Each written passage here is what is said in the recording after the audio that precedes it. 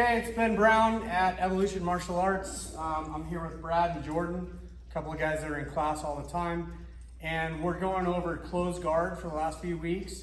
So in today's video, we're just gonna do kind of a down and dirty on what the fundamentals of closed guard are. So what do you have to be doing well in closed guard to open up cool options like sweeps and submissions? We're not going to cover those today. We're just going to cover the prelude to that, what gets you to that point. So first we're going to have Jordan in Brad's closed guard.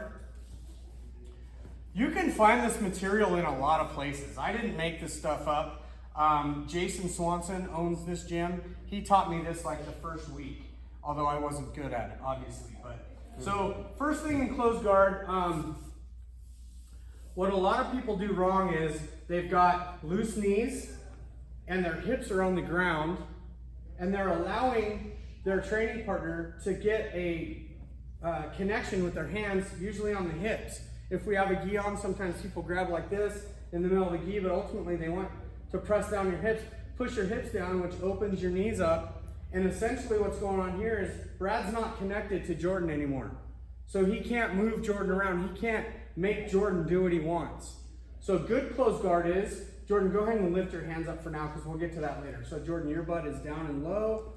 Yep, good posture for being inside the closed guard. So now you can see Brad's hips are up, his knees are tight, his heels are heavy. You can relax real quick because it's actually hard work to do that. It's really hard, especially if you're not used to it. But once Brad's doing that, and assuming that he's able to keep Jordan's hands off of him, so we're not even gonna worry about that yet, but just kind of explaining it, then Brad can start moving Jordan around, which is what he wants to do.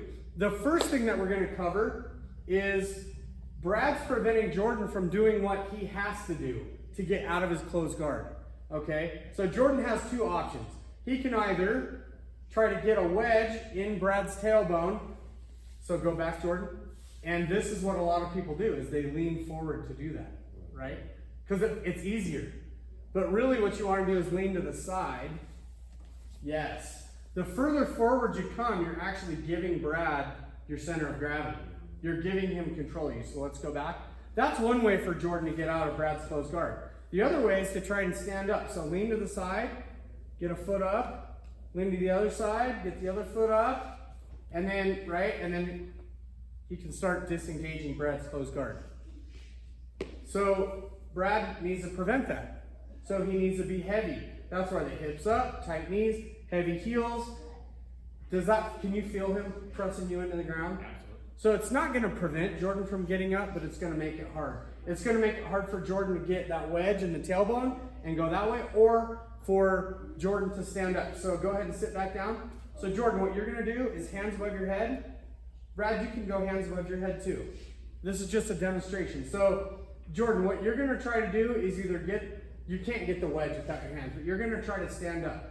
Brad, what you get to do is anytime you want, you can knee pull, try to pull your knees to your shoulders and offset Jordan's center of gravity. Anytime you want, go ahead.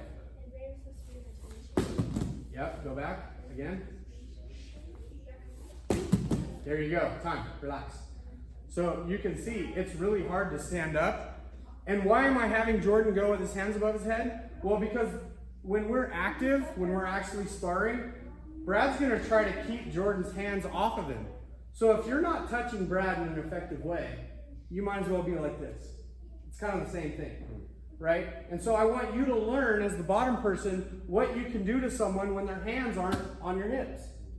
You can pull them in. You can keep them from standing up. It's almost impossible to stand up if you can't get that good purchase point, right?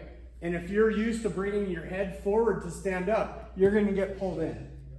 Because really we're controlling their center of gravity, which is, you know, I imagine it like a big marble in the center of your body, just below your belly button, between the front of you and your spine, okay?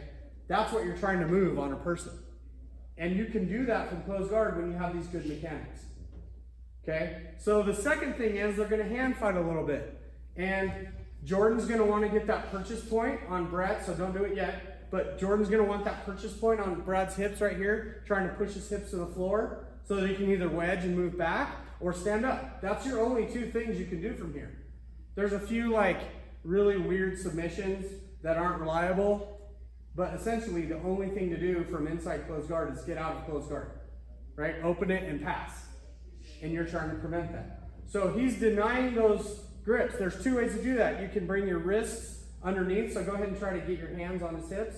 Brad can bring his wrists from the outside in, and he extends his hips to straighten Jordan's arms, and then as he drops his hips, it creates a space, and now Brad can do this. He's gonna try to put his hands on the mat by pulling them in. That's kind of a really good habit.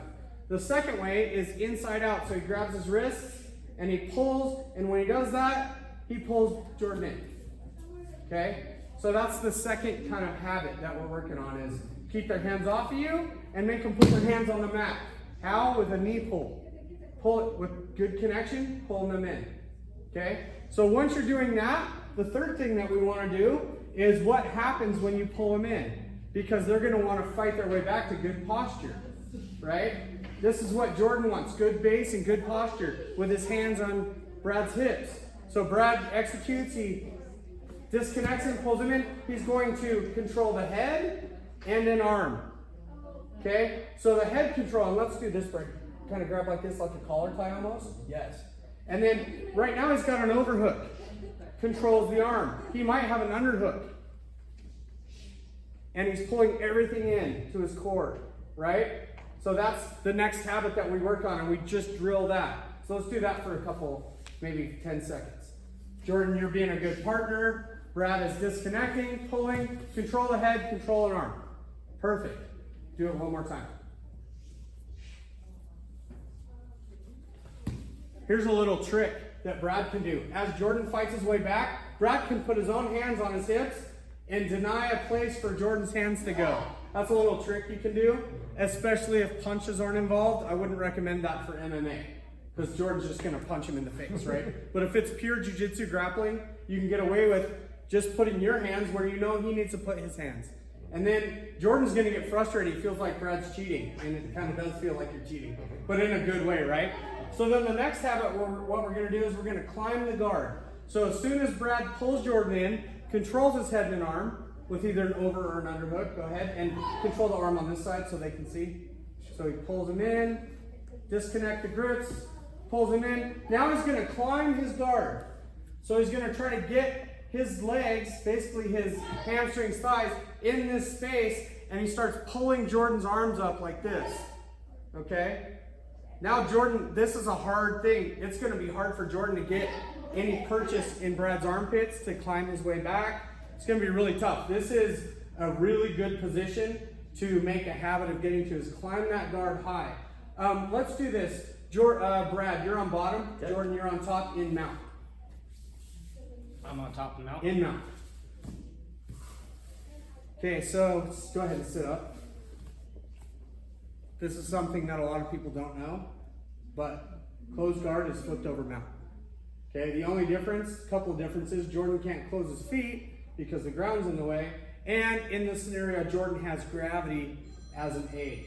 But the main thing in either position is whose hips have the advantage. Whose hips are covering the other person's hips. So you can see here that Jordan's hips are covering Brad's hips. Same thing when Brad's in closed guard with Jordan. Now, one of the things that Jordan would really love to do here is climb his mount up into Brad's armpits. And he does the same thing, he brings his elbows up, and this is bad for Brad. So are you seeing the similarities between climbing the mount and climbing the closed guard? Go ahead and flip back over so you're on top in Brad's closed guard. So this is the next habit, is we want to disconnect their grips if we allow them at all.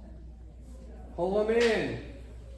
Breaking their base and posture. Jordan has no posture, so his spine's not in good alignment.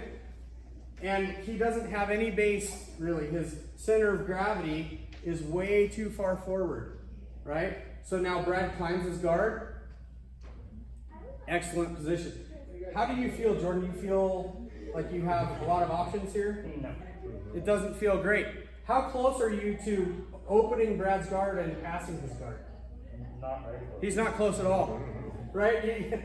And so now Brad has a chance to start doing cool things. The last piece, right from here, we're going to stay where we are, close guard, high guard. Brad is going to make a habit of hipping out to the side of the arm he's controlling. Yes, go back real quick. And you did that perfectly. There's 3 ways to hip out. You can relax your arms and stuff a little bit. There's 3 ways to hip out, okay? So you're still down, Jordan? You're still down? Because I want to show this. First way, Brad can put this foot on the ground and hip out. It's effective, but it's not a great habit. A couple of reasons. As he does that, he creates all this space right here. Okay? He's disconnecting himself from Jordan. It's just not a good habit. When Brad has Jordan's arm in an overhook, it's relatively safe to do that. But I wouldn't recommend making that your habit or the way you do this. Okay? So the other way is he can put his foot on Jordan's hip. So he's opening his guard, but the structure is still here. He puts the foot on the hip and he hips out. And then what he's trying to do, he doesn't want his spine on the ground. He's looking essentially sideways at Jordan's head, and he's bringing this leg up and over Jordan's shoulder and clamping down here, making it almost impossible for Jordan to get his base and posture back. So just try a little bit, Jordan. It's pretty hard. It's really hard. And Brad's good at jiu-jitsu, so it's going to be really hard if he gets to this place. The last way to hip out is what Brad did initially. Matt Thornton with SVG calls this chopsticking. There's a few other terms for it. Yeah. But essentially what you're doing is you're using your legs and you're straightening one and bending the other. Go ahead, Brad, and do it. And he just kicked his hip out. That's the best way, in my opinion. The most reliable, the least dangerous. It maintains connection the whole time, and it's the fastest too.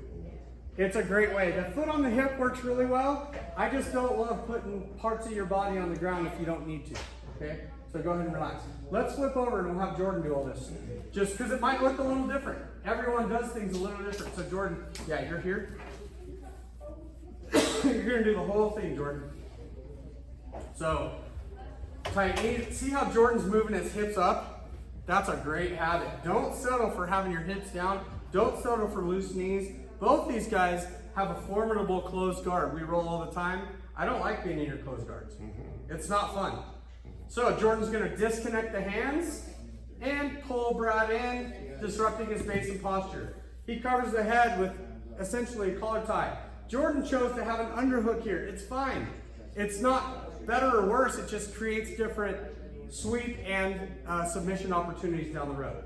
So now Jordan's going to climb his guard. There you go. So he's trying to get up into the armpits here, and then he's hipping out to the side. He's got his knee over Brad's shoulder. Okay? He's really pulling him down. Brad, can you get up? It's hard. It is. It's really hard. Okay? And the cool thing is go ahead and relax, guys. When you do this to people consistently, they're going to do predictable things to try to get out of it. They're going to open things up. They're going to put hands on the mat. The more control over them you have, the more predictable their reactions become, and then you take advantage of those reactions in the form of sweeps and submissions. Okay? Sweeping and submitting, 2 of the main things to do from closed guard, but you can't do them if you don't have these skills down. And that's why a lot of people kind of abandon closed guard, is because they haven't practiced these skills, they haven't drilled them a lot, because it's not the sexiest thing in the world. It may not be the most fun, except like guys like these, it is fun. Right? We love doing this stuff, because being good at jiu-jitsu is fun. And the only way to get good at it is to practice the fundamental skills. So then once you have these down, there's so many cool things you can do. And we, at the end of every class, we add in that sweep and that submission that the skills have opened up for you.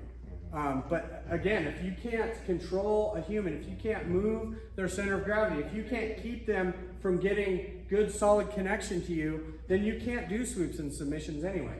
And it's all for naught. So we spend about 70-80% of our time working on this stuff, and then we finish it with the really fun stuff that comes once you're good at this. You guys got anything to add?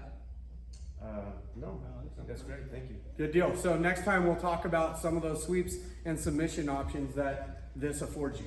Thanks.